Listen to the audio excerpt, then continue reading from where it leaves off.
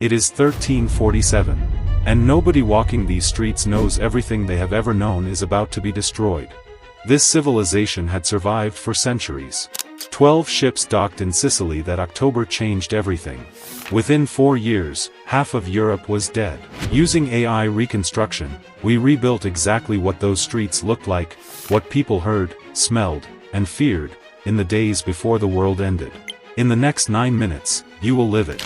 October, 1347. The port of Messina, Sicily. 12 Genoese trading vessels have just completed the long crossing from the Black Sea. The harbor workers move toward the docks as they always do, expecting cargo, expecting trade, expecting the ordinary rhythm of commerce. What they find instead will haunt every soul who witnesses it. The sailors aboard these ships are not unloading goods. They are dying. Those still breathing are covered in grotesque black swellings, erupting from armpits, from groins, from the soft flesh of the neck, oozing blood and dark, foul-smelling matter. Their skin carries strange dark blotches, as though the body itself is rotting from within. The stench reaches the dock before the ships even fully anchor. Port officials order the vessels out of harbor immediately.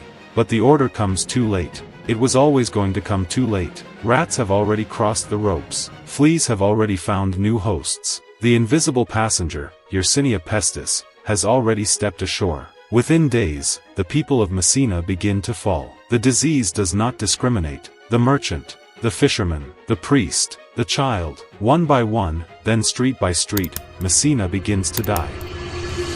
From Messina, the darkness moves. It does not rush, it crawls, deliberately, like shadow crossing a sundial. It follows the roads that merchants travel, the rivers that traders navigate, the mountain passes that connect village to village across the Italian peninsula. By the winter of 1347, it has reached the port cities of Catania and Syracuse. By early 1348, it is inside the walls of Florence, Genoa, Venice, and Pisa. The reconstruction reveals what those streets looked like in those final ordinary weeks: fishmongers arranging their catch at dawn, notaries copying documents by candlelight, monks copying manuscripts behind monastery walls, children fetching water from stone wells. Then, one by one, those figures disappear. The blacksmith does not open his forge. The baker's oven goes cold. The wool merchant's stall stands empty, fabric still folded, coins still counted, as though the owner simply stepped away and forgot to return. Entire streets fall silent with terrifying speed.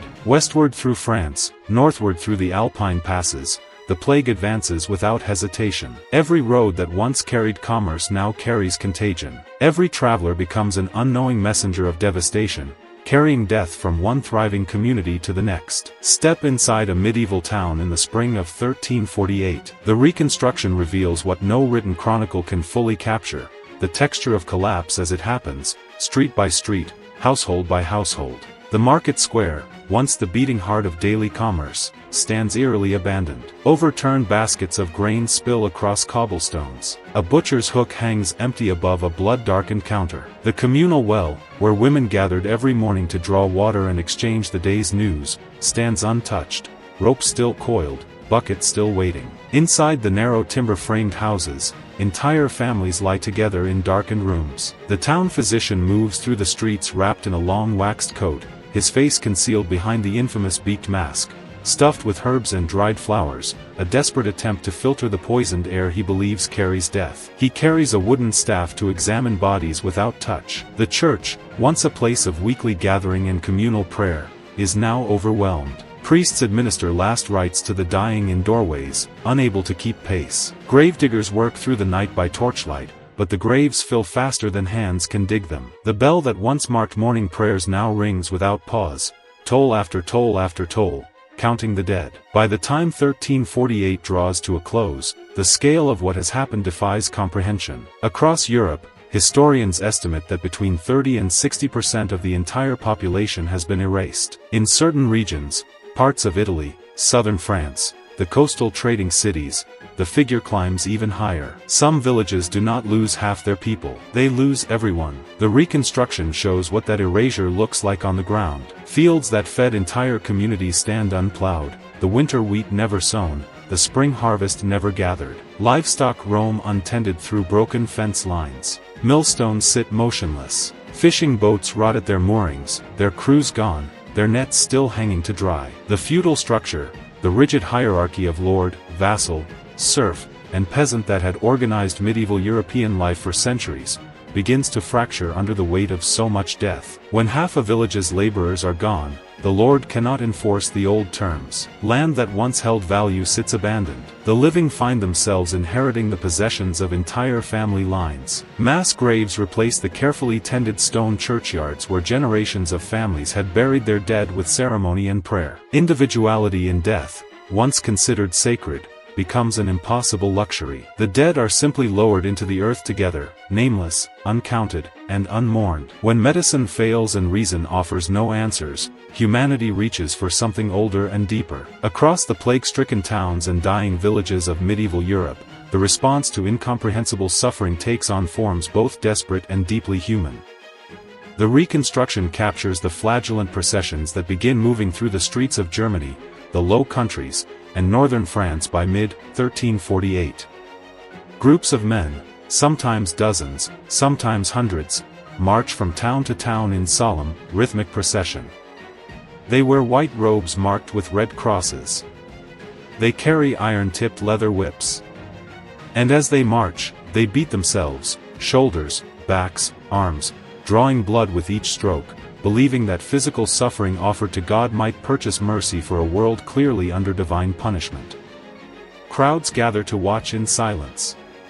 Some weep. Some join. Town priests stand in doorways uncertain whether to bless or condemn what passes before them. Inside the churches, the atmosphere has transformed entirely. Altars are buried beneath offerings, candles, cloth, bread, personal possessions, brought by the terrified faithful seeking divine intervention.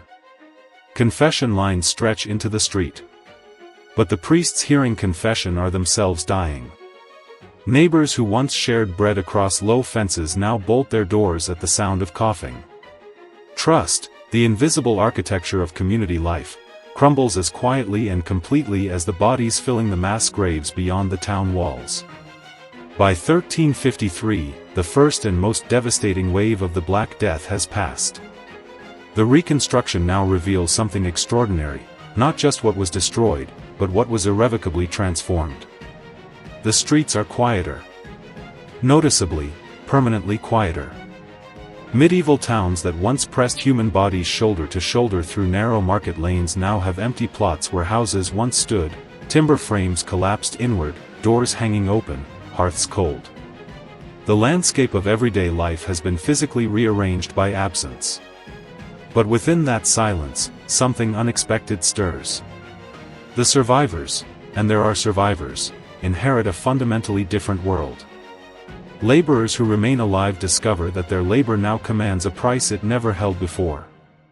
Serfs negotiate terms with lords who have no alternative.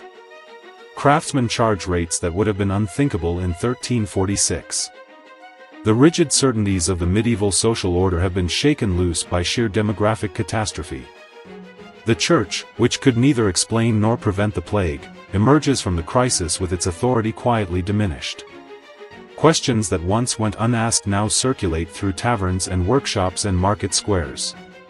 What the Reconstruction ultimately reveals is this: 1347 did not simply kill people. It dismantled an entire civilization's understanding of itself, and from that dismantling, slowly, painfully, and irreversibly, a different medieval world began to emerge from the ash and the silence.